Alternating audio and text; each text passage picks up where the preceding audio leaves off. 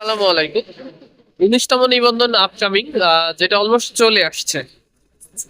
এখন খুবই সকালবেলা, খুবই ভোরবেলা এখন। আহ, ওইখানে একটা আঙ্কেল কাজ করতেছিল। এই যে এখানে আশেপাশে মানুষ নেই, গাড়ি ঘোড়া যাচ্ছে। তো যে ব্যাপারটা আপনাদের সাথে শেয়ার করতেছিলাম, অনেকের কাছেই শুনেছি লম্বা সময় পড়াশোনা করছে, আহ, পড়াশোনার সাথে লেগে আছে, কিন্তু আসলে কোথাও কোয়ালিফাইড হচ্ছে না। আহ, তারপরে হচ্ছে ডিপ্রেশনে চলে যাচ্ছে।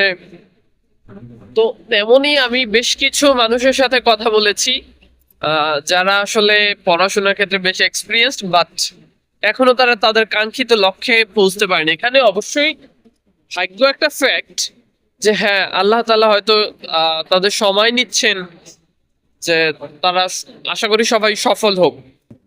কিন্তু ব্যাপার হচ্ছে তাদের মধ্যে যে কমন মিস্টেকটা আছে, সবার সাথে কথা বলে যেটা বুঝতে পেরেছি, সেটা হচ্ছে তাদের প্ল্যান বেসড পড়াশোনার অভাব।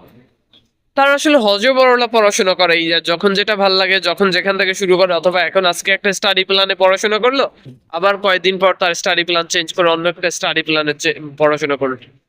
আহ, এই জিনিসটা খুব ইম্পর্টেন্ট। যারা নতুন পড়াশোনা প্রিপারেশন নিচ্ছেন, তাদের ক্ষেত্রে এই জিনিসটা খুবই ইম্পর্টেন্ট। একটা আসলে প্ল্যান বেসড পড়াশোনা করা উচিত। দ্বিতীয় আর একটা যে জিনিসটা, সেটা হচ্ছে নিয়মিত পড়াশোনা করা, রেগুলারলি পড়াশোনা করা। তাদের মধ্যে আর একটা কমন সমস্যা হলো এটা, যে এক সপ্তাহ পড়াশোনা করেছে, তারপরে 2-3 দিন আসলে আর কোনো খবর নেই। আবার একদিন পড়াশোনা করেছে, আবার আসলে পড়াশোনাটা ঢিল হয়ে গেছে, পড়াশোনার শিডিউলটা ঢিল হয়ে গেছে।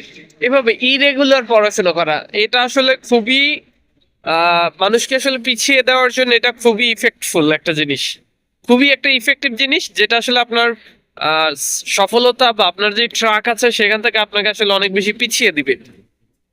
3 নম্বর যে ব্যাপারটা মোস্ট ইম্পর্টেন্ট, এই তিনটা জিনিস যদি আপনি আপনার থেকে দূর করতে পারেন, আশা করি বেশ ভালো কিছু করবেন। 3 নম্বর যে ব্যাপারটা, সেটা হচ্ছে অঙ্ক এবং ইংলিশের দুর্বলতা। তারা অনেকেই বাংলা বেশ পছন্দ করে, বাংলা বেশ ভালোবাসে, বাংলা সাবজেক্টে একদম তারা প্রো, বাট অঙ্ক ইংলিশে তারা খুবই দুর্বল। আবার অনেকে জিকে পড়তে ভালো লাগে, তারা জিকে খুব প্রো, বাট অঙ্ক ইংলিশে খুবই দুর্বল। সো এই জিনিসটা আপনাকে ই করতে হবে, রেগুলারলি আপনাকে নিয়মিতভাবে আপনাকে অঙ্ক এবং ইংলিশটা প্র্যাকটিস করতে হবে। ডেলি অল্প অল্প করে করলেও আপনি একটা সময় অনেক ভালো করবেন। সো এই তিনটা জিনিস যদি আপনি আপনার জায়গা থেকে ক্লিয়ার করতে পারেন, আশা করি আপনি খুব দ্রুত ইনশাল্লাহ জব পেয়ে যাবেন। আর অবশ্যই মহান রবের কাছে, স্রষ্টার কাছে, আল্লাহ তাআলার কাছে দোয়া করা উচিত, যেন আল্লাহ তাআলা তার সৌভাগ্যকে, সবার সৌভাগ্যকে, ভাগ্যকে সৌভাগ্যময় করে দেন এবং তার রিজিকের সুব্যবস্থা করে দেন, উত্তম রিজিকের ফয়সালা করে দেন। That's all for the timing. Thank you so much. Stay connected. আসসালামু আলাইকুম।